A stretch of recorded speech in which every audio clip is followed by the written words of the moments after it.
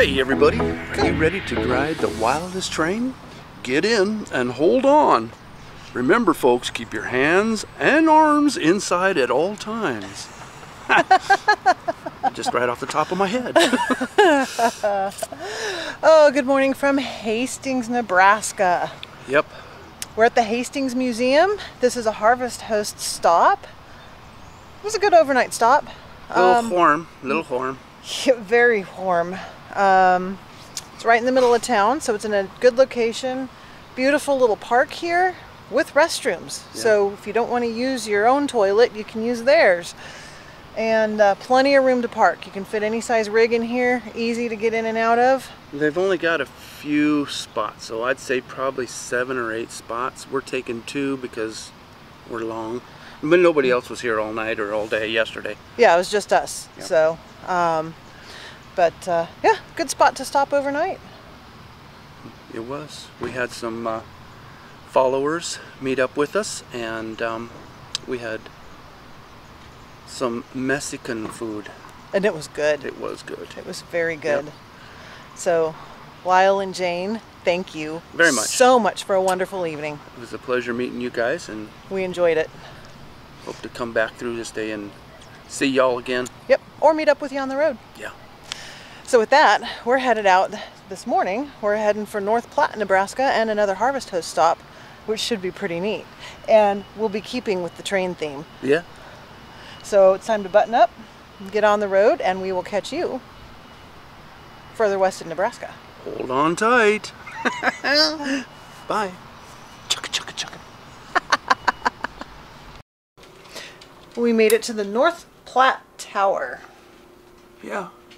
This is another Harvest Host stop, and it is the biggest rail sorting yard in the world. All Union Pacific Railroad here. So now that we're set up, we're going to let Lulu relax for a little bit, and we're going to run inside and check it out. They do let dogs inside, as long as they are on a halter and a leash. Yep, they do. We are just going to let her relax around the house, and didn't want to take her and be balking at everything. So yeah, since she's still a little shy around people she doesn't know, we figure she might be a little happier just hanging out here for a little bit. Mm-hmm. So she's doing hot laps around the island. Lap 4. All right, let's go check this out. All right.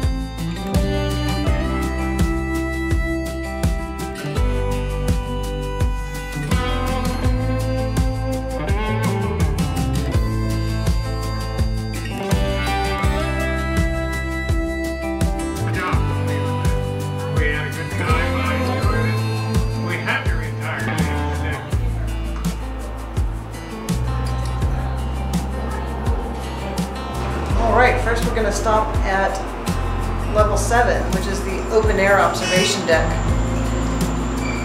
Hold on tight.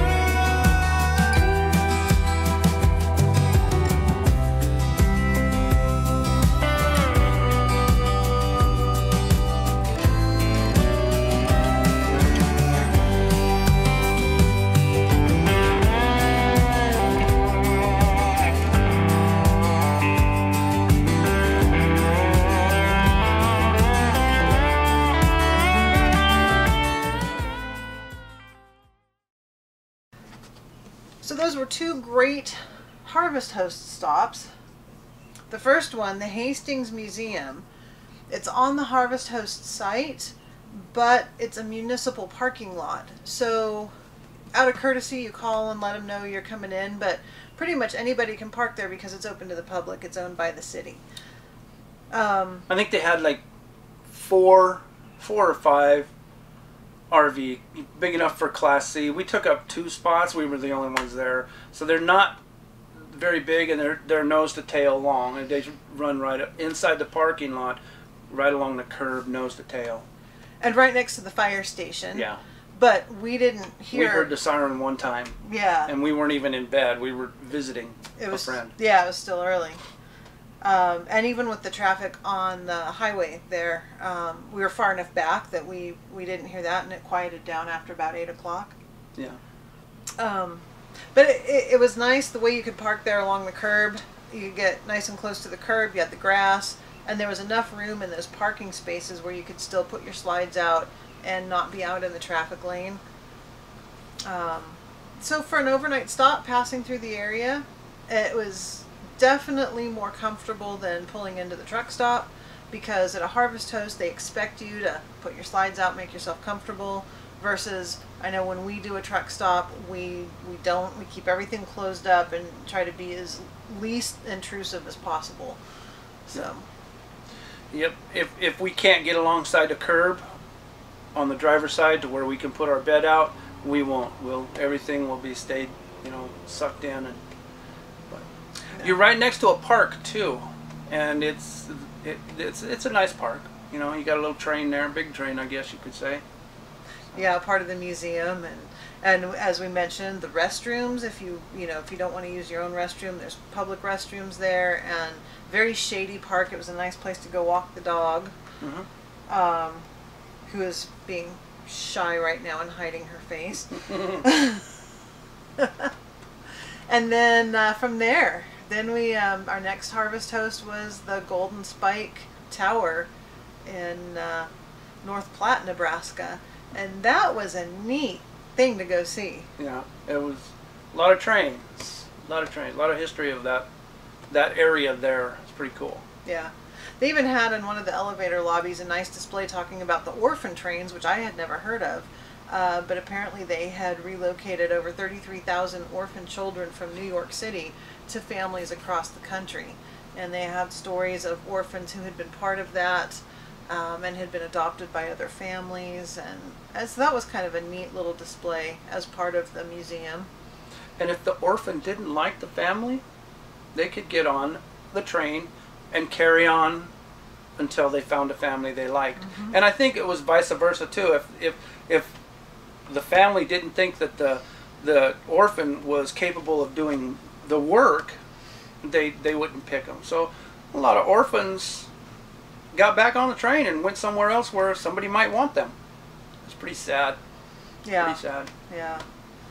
And then watching the trains come and go. I mean, there's trains coming and going at all hours of the day and night, but where you park to camp, you're far enough out, you're in front of the tower and museum, and you're far enough away from the rails that there's almost no noise out there from it. It's quiet.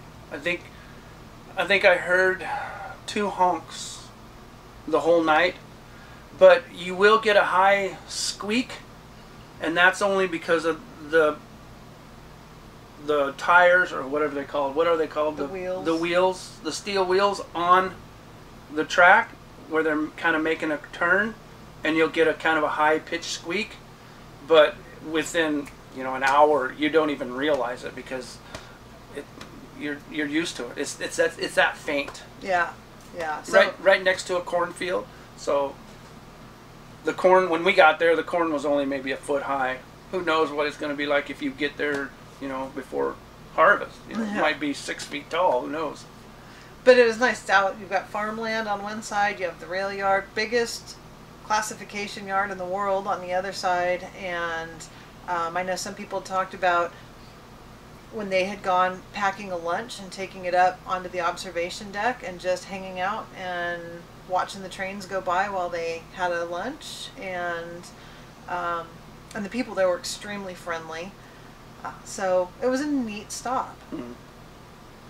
And we've had people ask about fitting the size of the rigs in Harvest Host and if HGTs can fit in them. And we've been to several now. When we look at the website and look up the Harvest Host locations, in the location description, they'll tell you what size RVs they feel comfortable putting in their facility. For example, when we're coming across Wyoming, I had looked at one, it was a goat farm, and it looked like it would have been a lot of fun, but their classification for sizes was 35 feet and under. Good. So we... I'm not much on goat. I love goats. So we knew that wouldn't be a good fit for us. So I look for the ones that say 45 feet plus, and there's lots of them. And especially if you have, with the Harvest Host membership, they have a kind of an add-on where you can add in golf courses, and a lot of those can accommodate any size rig because those places are usually pretty big. But yeah, you just go onto their location description, look at the size of RV, 45 plus, you're usually going to be good. And then if there's ever a question, we'll just call and ask them and say, hey, here's what we have.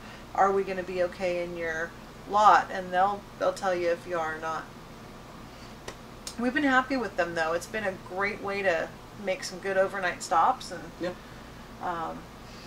Can't say it's completely free because you do have your Harvest Host membership, and then we always try to patronize the business because they are letting us stay in a safe place overnight and they're not charging us for it, so we at least try to go in. I think the Golden Spike Tower was $8 a person. Mm-hmm. The Hastings Museum was closed, so. Any place was safe for us.